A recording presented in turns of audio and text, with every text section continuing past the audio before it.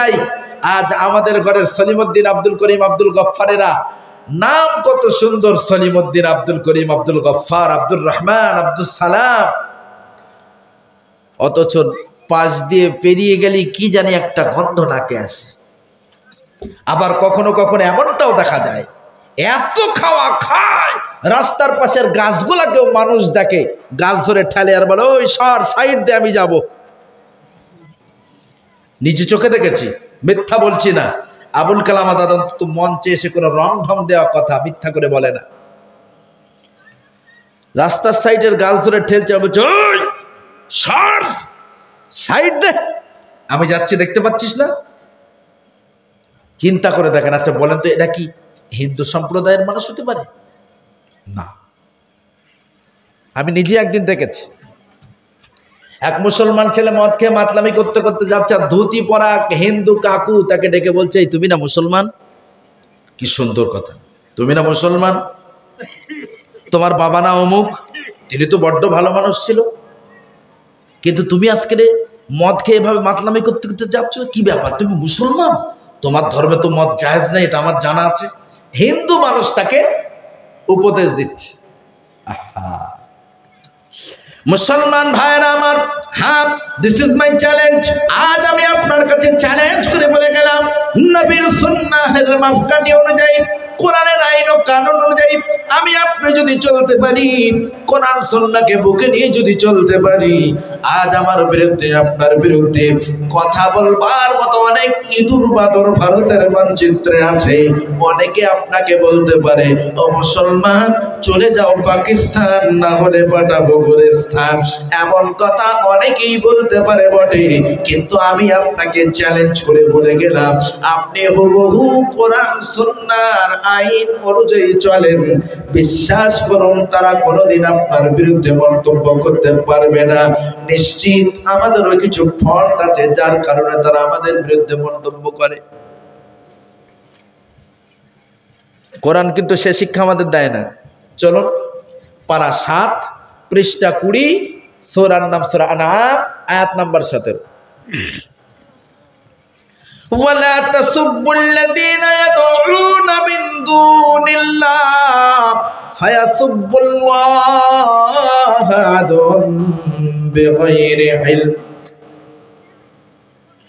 7ম পারার 20 পৃষ্ঠা সূরা আনআমের 117 নম্বর আয়াত স্পষ্ট আল্লাহ বলছেন, তোমার আল্লাহকে ছেড়ে অন্য দেবদেবীতে যারা বিশ্বাসী, কালী, দুর্গা, গণেশের কাছে যারা আবেদন নিবেদন করি, কালীর কাছে যে যারা নম নম নম করে, তোমরা তাদের গালি দিও না, তোমরা তাদের বিরুদ্ধে মন্তব্য করো না, তোমরা তাদেরকে খাটো করো না। কারণ ওই কালীর ভক্ত অনুরক্ত যারা, তাদের কাছে তোমার আল্লাহ সম্পর্কে জ্ঞান নাই, ধারণা নাই, তোমার আল্লাহ সম্পর্কে তাদের কাছে ইলম নাই, তোমার আল্লাহর সংজ্ঞা তাদের জানা নাই। কাজেই তোমরা যদি কালীকে গালি দাও, তোমরা যদি দুর্গাকে গালি দাও, ওই কালী দুর্গার ভক্ত অনুরক্ত যারা আছে, তারা তোমার আল্লাহকে না চিনে তোমার আল্লাহকে গালি দিতে পারে। পরের অংশে আরো বলছেন, কাযালিকা যায়্যানা লিকুল্লি উম্মাতিন আমালাহুম। পৃথিবীর মুসলমানেরা, এদের মুসলমান হওয়ার কারণে মুসলমানি ধর্মীয় আচার অনুষ্ঠানগুলা তোমার কাছে যেমন ইম্পর্টেন্ট, তোমার কাছে যেমন ইন্টারেস্টিং, আনন্দদায়ক, ঠিক তদ্রূপ হিন্দু ধর্মের মানুষ যারা, তাদের ধর্মীয় আচার অনুষ্ঠানগুলাকেও আমি আল্লাহ তাদের কাছে ইন্টারেস্টিং করে দিয়েছি, আনন্দদায়ক করে দিয়েছি। সুতরাং না না না, তোমরা তাদের ধর্মীয় রীতিনীতিকে গালি দিও না, তোমরা তাদের ধর্মীয় মান্যবরদেরকে গালি দিও না, তোমরা তাদের উপাস্যদেরকে গালি দিও না। আল্লাহ রাব্বুল আলামিন স্পষ্ট বলছেন, নামাজ পড়ায় তোমার যেমন আকর্ষণ বাড়িয়ে দিয়েছি, কোরআনের কথা শোনায় তোমার যেমন আকর্ষণ বাড়িয়ে দিয়েছি, তাদেরকেও আমি আল্লাহ কীর্তনের কথা শোনার আকর্ষণ দিয়েছি, কালীর কাছে আবেদন করার আকর্ষণ দিয়েছি। মুসলমান যুবকেরা বলতে পারেন, আল্লাহ যদি কালীর কাছে আবেদন নিবেদন করার আকর্ষণ দিয়ে থাকেন, তাহলে আর মসজিদে কেন কাল থেকে মন্দিরে যে নম নম নম করব? নো প্রবলেম, যেতে পারেন, সমস্যা নেই। তবে আয়াতের শেষ অংশে আল্লাহ স্পষ্ট বলছেন, সুম্মা ইলা রাব্বিহিম মারজিউহুম ফায়ুনাব্বিউহুম বিমা কানু ইয়ামালুন। মন চাইলে কালীর কাছে যাইতে পারো, মন চাইলে দুর্গার কাছে যাইতে পারো, মন চাইলে গণেশের কাছে যাইতে পারো, তবে বান্দা নির্দিষ্ট একটা সময়ের জন্য আমি আল্লাহ তোমাকে পৃথিবীতে পাঠিয়েছি। ওই সময়টা যখন শেষ হয়ে যাবে বান্দা, আজরাইল নামক আমার এক ফারিস্তা আছে, তার হাতে আছে একটা লম্বা স্টেট গান। সে যখন টিকার টানবে তুমি পড়ে যাবে। ও বান্দা, তুমি যখন আমার কাছে আসবে, তোমার কণ্ঠনালীর কিনারায় আমি আল্লাহ মোস্ট পাওয়ারফুল একটা সিসি ক্যামেরা, একটা মেমোরি লাগিয়ে রেখেছি। পারা নাম্বার 15, পৃষ্ঠা নাম্বার 2, সূরার নাম সূরা বনী ইসরাইল, আয়াত নাম্বার 13। চোখ যদি থাকে কোরআন খুলে দেখতে পারো, স্পষ্ট আল্লাহ বলছেন, ওয়াকুল্লা ইনসানিন আলজামনাহু তায়রাহু ফি উনুকি ونخرج له يوم القيامة كتابا يلقاه منشورا। প্রত্যেকটা মনুষ্য জাতির কণ্ঠনালীর কিনারে, ঘাড়ে গর্দানে, গ্রীবা দেশে মোস্ট পাওয়ারফুল একটা করে সিসি ক্যামেরা, একটা করে মেমোরি লাগানো আছে। সারাটা জিন্দেগিতে কতবার আল্লাহকে সিজদা দিয়েছি, কতবার তাহাজ্জুদের ওয়াক্তে আল্লাহ বলে ডেকেছি, কতবার রাতের অন্ধকারে বেগানা নারীকে নিয়ে জিনা করেছি, কতবার মানুষের চক্ষুকে ফাঁকি দিয়ে কবিরা গুনাহ করেছি। হুবহু ডেট বাই ডেট সবগুলাকে কণ্ঠনালীর কিনারে, গ্রীবা দেশে আল্লাহ রাব্বুল আলামিন লিপিবদ্ধ করে রেখেছেন মেমোরির ভিতরে। অনুখরিজু লাহু ইয়াউমাল কিয়ামাতি, যেগুলাকে ওপেন করে দেব কিয়ামতের দিন, কিতাবান ইয়ালকাহু মানশুরা, একেবারে কিতাব আকারে স্পষ্ট। আমি যখন দেখব তোমার আমলনামাতে অনলি ফর আমি আল্লাহ আমার সিজদা আছে বান্দা, আমি যখন দেখব তোমার আমলনামাতে অনলি আমার জিকির আছে বান্দা, ডাইরেক্ট তোমাকে জান্নাত দিয়ে দেব, বলেন সুবহানাল্লাহ।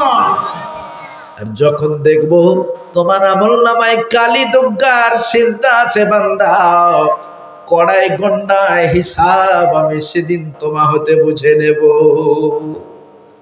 তারপরেও তুমি কালীকে গালি দিতে পারবা না, দুর্গাকে গালি দিতে পারবা না, গণেশকে গালি দিতে পারবা না। তুমি তোমার ধর্মে, তুমি তোমার ধর্মাচরণের উপরে সীমাবদ্ধ থাকো। তোমাকে যে বিধিনিষেধ দেওয়া হয়েছে সেই বিধিনিষেধ অনুযায়ী তুমি চলতে পারলে কোনো একদিন তারাও তাদের ভুল ভেঙে তোমার ধর্মের ভিতরে আসতে বাধ্য হবে। দৃষ্টান্ত, বর্তমানে ভারতে 30 কোটির উপরে মুসলমান। ও মুসলমান ভাইয়েরা, এ মুসলমান তো আগে এতটা ছিল না। আর আরব থেকে মুসলমানগুলো এসেছে তাও কিন্তু নয়, হাতে গোনা 2-4টে হয়তো এসেছে আরব থেকে, আফগানিস্তান থেকে, বাকি সবগুলাই ভারত থেকেই। ভারতে তো মুসলমান ছিল না, ভারতের সব মুসলমানেরা কনভার্টেড। আমি আপনি আজকের নিজেকে মুসলমান দাবি করি, মুসলমান বটেও। আমার বাবা মুসলমান, দাদু মুসলমান, তার বাবা মুসলমান, কিন্তু ষষ্ঠম পুরুষ, সপ্তম পুরুষ, অষ্টম পুরুষের লোকেরা মুসলমান ছিল। এর কোনো নিশ্চয়তা, এর কোনো দলিল, এর কোনো নসবনামা আমাদের কাছে নাই। এলাকায় যারা শেখ বলে দাবি করে জিজ্ঞাসা করেন, ভাই আপনার নাম কি? বলবে আব্দুল করিম শেখ। আপনার বাবার নাম কি? রহিম শেখ। তার বাবার নাম কি? সলিমউদ্দিন শেখ। তার বাবার নাম কি বলে বলতে পারবো না। 3 পুরুষের পিছনে গেলে সে আর বলতে পারে না। এ দ্বারা প্রমাণিত হয় আসলে সে আদৌ শেখ কিনা নিজেই জানে না, ঠিক না? আজ আমি দাবি করি আমি মোল্লার বেটা, মোল্লা। আমার নাম আবুল কালাম আজাদ, বাবার নাম মোবারক হোসেন, দাদুর নাম ওসিমউদ্দিন আহমেদ, দাদুর বাবার নাম শুনেছি তসিরউদ্দিন আহমেদ, দাদুর নাম শুনেছি pollen Mondal. Pollen, POLEN, pollen. কি মনে হচ্ছে নামটা শুনে? মুসলমান? মুসলমান। আমি দাদুকে জিজ্ঞাসা করলাম, দাদু তোমার দাদুর নাম? বলছে পোলেন মন্ডল। আচ্ছা, সে জাতিতে কি ছিল, হিন্দু নাকি মুসলিম? বলে তা বলতে পারবো না। আর তার বাবার নাম কি? বলে আর কি করে বলবো, দাদু পর্যন্তই জানি। আমার দাদু 102 বছর হায়াত পেয়েছিলেন। তো আমি মনে মনে ভাবছি যে আমার দাদুর দাদু অর্থাৎ আমা হতে 5 পুরুষ। তখনকার মানুষগুলো ছিল হিন্দু, কোনো না কোনো হাক্কানি আলেম, কোনো না কোনো আল্লাহর অলির মারফতে তারা ইসলাম পেয়েছে। ঠিক আমরাও তাদের বংশধর, যেহেতু আমাদের পূর্বপুরুষরা ইসলাম পেয়েছেন কোনো না কোনো আল্লাহর অলির ওসিলায়। অতএব আমরা প্রত্যেকেই কনভার্টেড মুসলমান। তো আমাদের পূর্বে যাদের দ্বারা আমরা কনভার্ট হয়ে ইসলামকে মেনে নিয়েছি, আমাদের চলাচলতিটা ঠিক তাদের মতো যদি হতো, আমাদের ওঠা বসাটা ঠিক তাদের মতো যদি হতো, যাদের দ্বারায় আমাদের দাদু পরদাদুরা কনভার্ট হয়েছে, আমাদের চলাচলতি যদি তাদের মতো হতো, তাহলে আমি নিশ্চিত বর্তমানে হিন্দুস্থানে মুসলমানের সংখ্যা 30 কোটি নয় 60 কোটি হতো। শুধু তাই নয়, সারা পৃথিবীতে 850 কোটি মানুষ, সারা পৃথিবীতে 850 কোটি মানুষ। এই 850 কোটি মানুষের ভিতরে মাত্র 200 কোটি মুসলমান।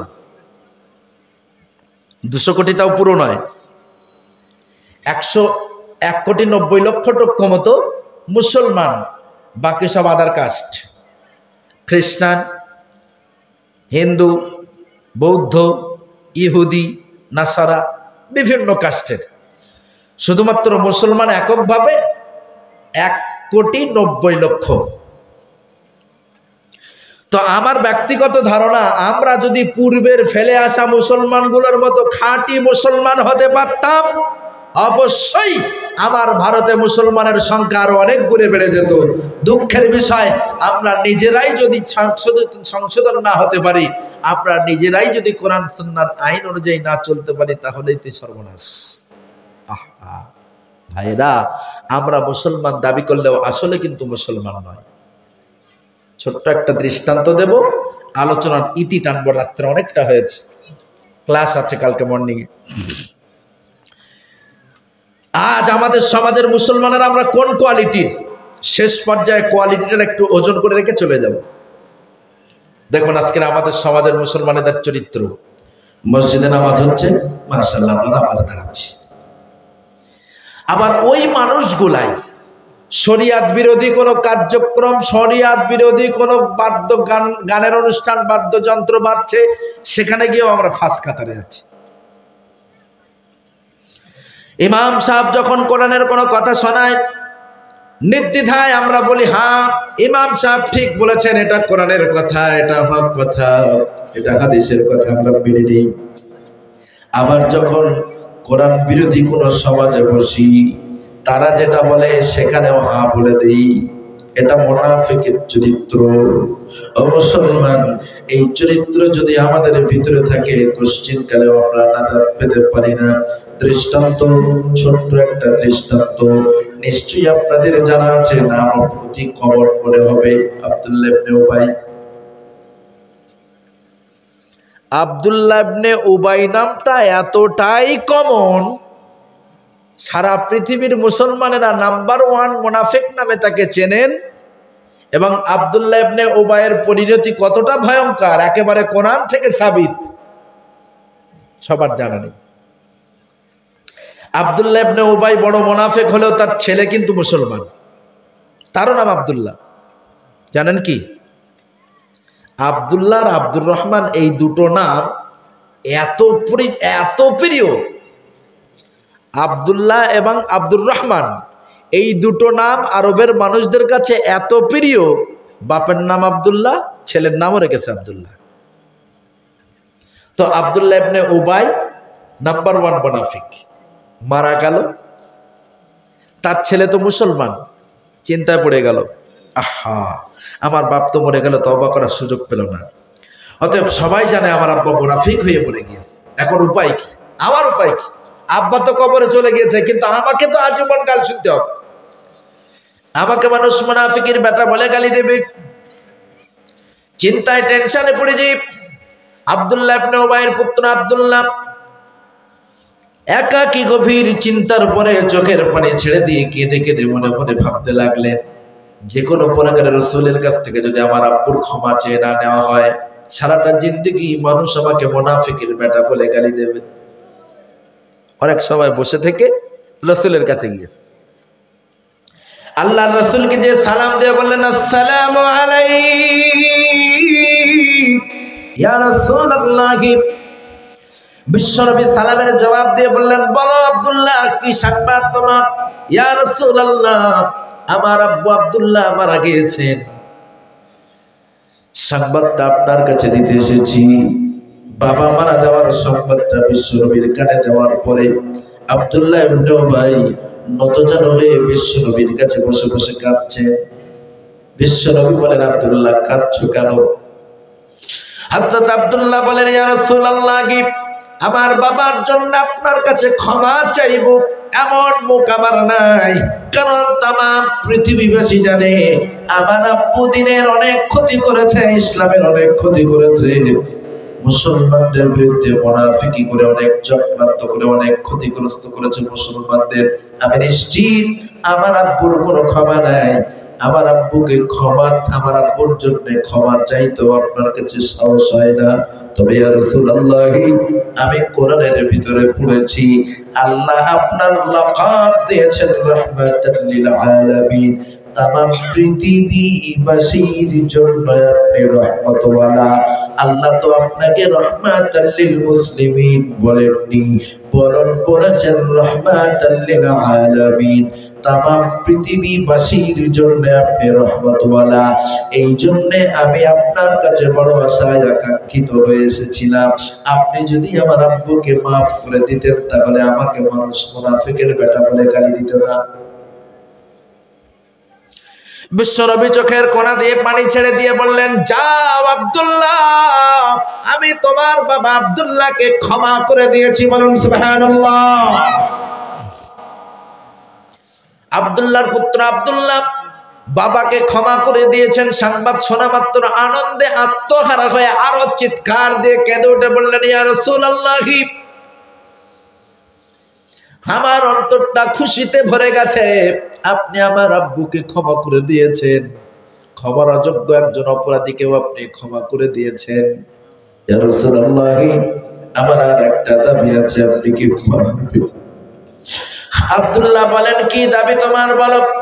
আব্দুল্লাহর পুত্র আব্দুল্লাহ এরপর বললেন, ইয়া রাসূলুল্লাহ, আপনি আমার আব্বাকে ক্ষমা করে দিয়েছেন, আমি জানতে পারলাম, আপনি জানতে পারলেন, আল্লাহ রাব্বুল আলামিন জানতে পেরেছেন, মদিনার কোন মানুষ জানলো না, পৃথিবীর কোন মানুষ জানলো না, কাজী সবাই তো জানে আমার বাবা ছিল নাম্বার 1 মুনাফিক, কাজেই তারা আমাকে মুনাফিকের বেটা বলেই গালি দেবে।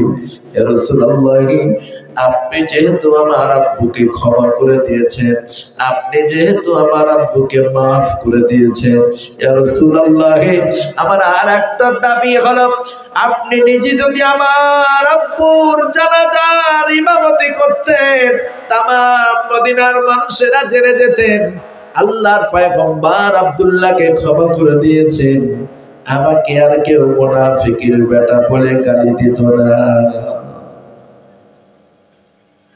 আপনি নিজেই যদি জানাজার ইমামতি করতেন, তাহলে সব মুসলমানেরা জেনে যেত যে আল্লাহর নবী তাকে ক্ষমা করে দিয়েছেন, সুতরাং আমাকে কেউ আর গালি দিত না।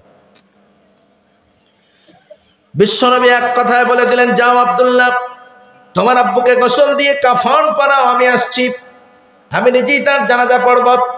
ও মুসলমান ভাইয়েরা, মানবতার মূর্ত প্রতীক, দয়ার সাগর, বিন্দু বিসর্গ দেরি করলেন না, এক বাক্যে ক্ষমা করে দিন।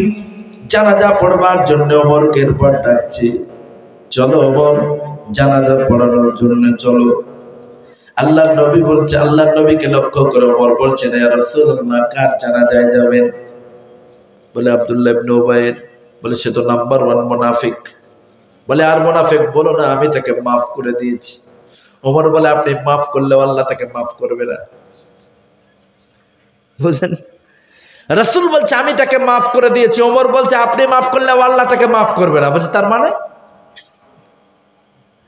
নবী আমি আর ফতোয়া দাও তুমি?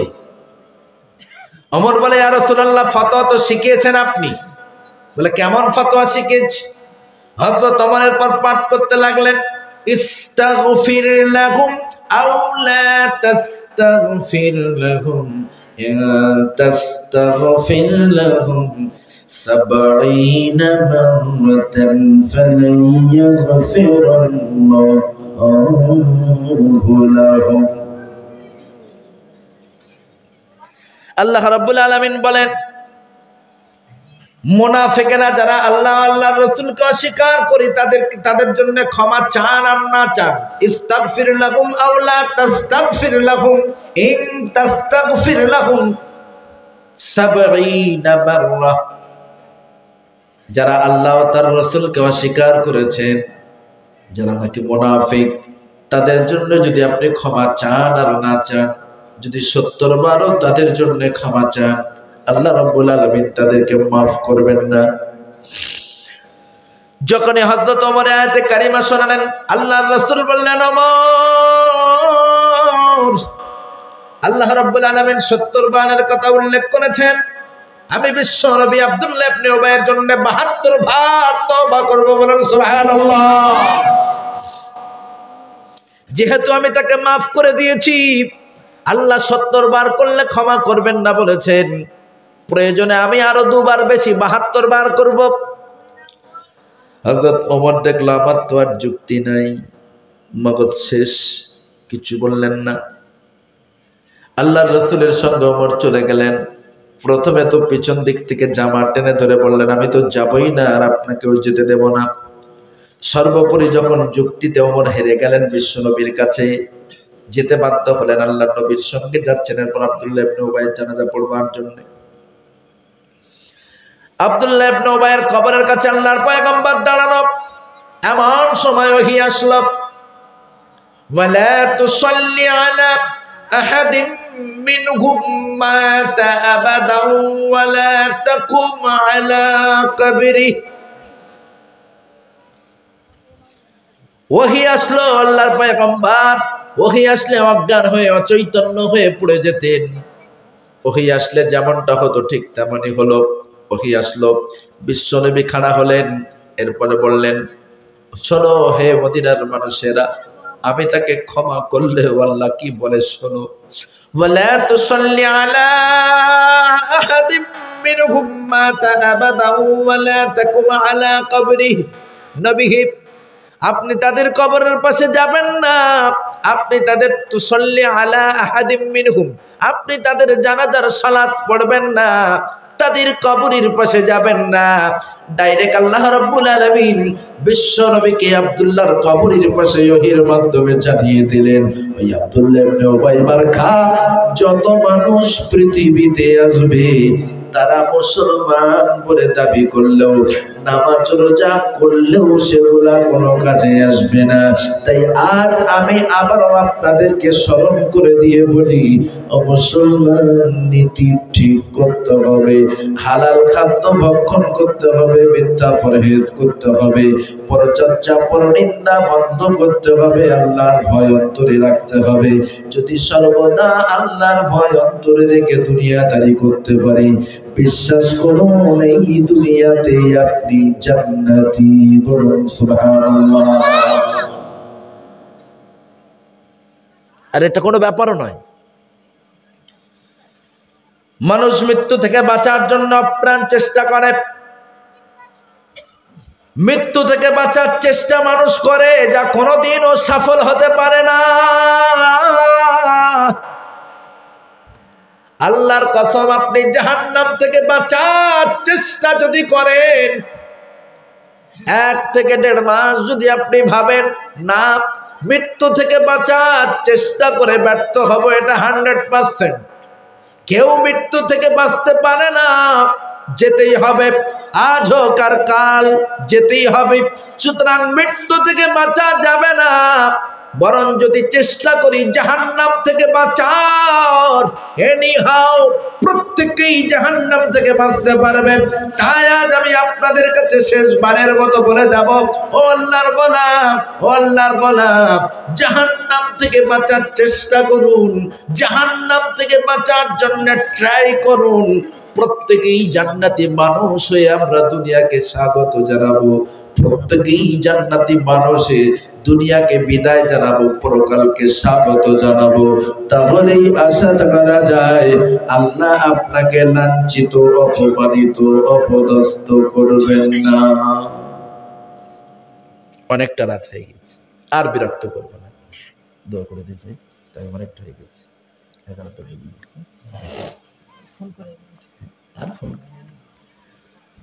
সর্বোপরি একটাই কথা,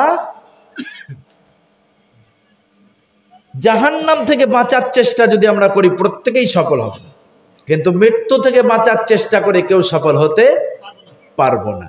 তাই আমরা নিয়ত করে নেই যে আমরা জাহান্নাম থেকে বাঁচার চেষ্টা করব ইনশাআল্লাহ। আরো জোরে বলি ইনশাআল্লাহ। আল্লাহ তৌফিক দান করুন, বলি সকলে আল্লাহুম্মা। আহা ভাইরা, যে জায়গায় আল্লাহ স্পষ্ট নিজেই বলছেন, বান্দা কেন কেন, একই আয়াতে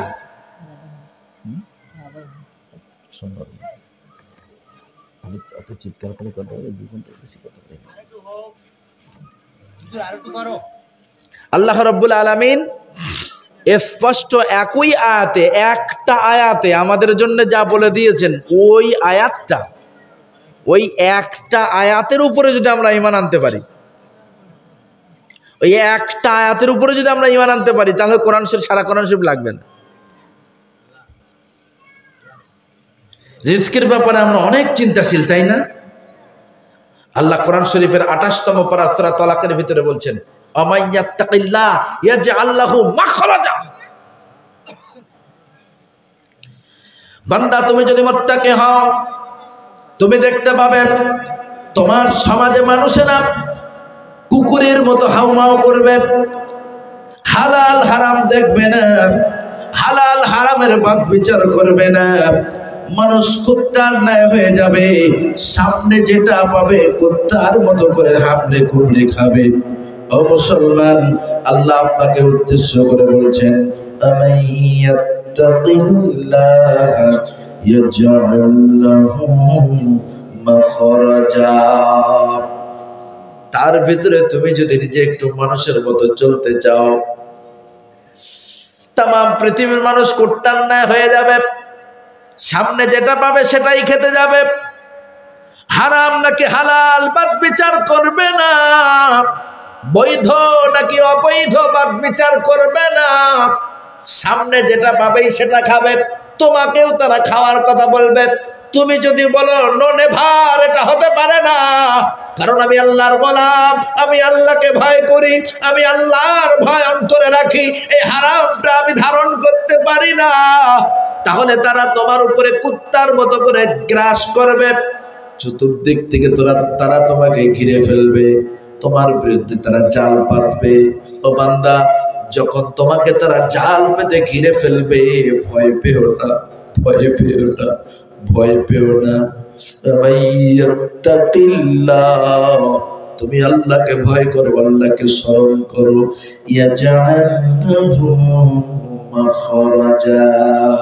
আমি আল্লাহ তাদের করা সব জাল ছিন্ন করে তোমাকে উদ্ধার করে দেব। বলুন সুবহানাল্লাহ। সাথে সাথে উপহার স্বরূপ আল্লাহ বলছেন, ওয়ায়ারযুকুহু মিন হাইসু লা ইয়াহতাসিব।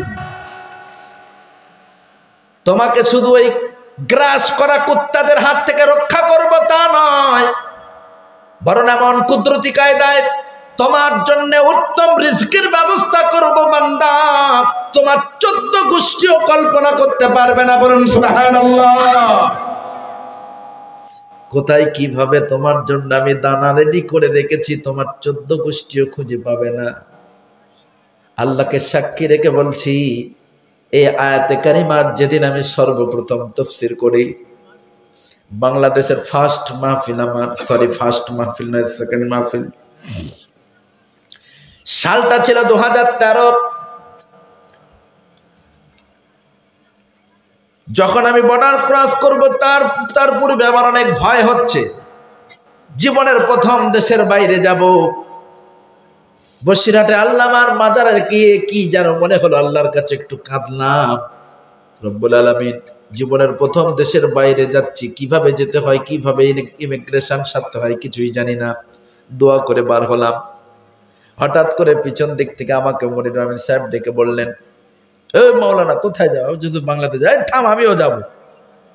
আলহামদুলিল্লাহ, একজন রাহাবার পেয়ে গেলাম, তাকে সঙ্গে নিয়ে বাংলাদেশে গেলাম। ওপারে যেয়ে বলছে, আজকের কি তোমার মাহফিল আছে? বলছি না। তুমি আজকের পেটে ভাতে একটু মাহফিল করতে পারবে? বলছি না দিলেও চলবে, খাবার দুপুরে যা খেয়ে বেরিয়েছি, আগামীকাল দুপুর পর্যন্ত চলবে, তা চল।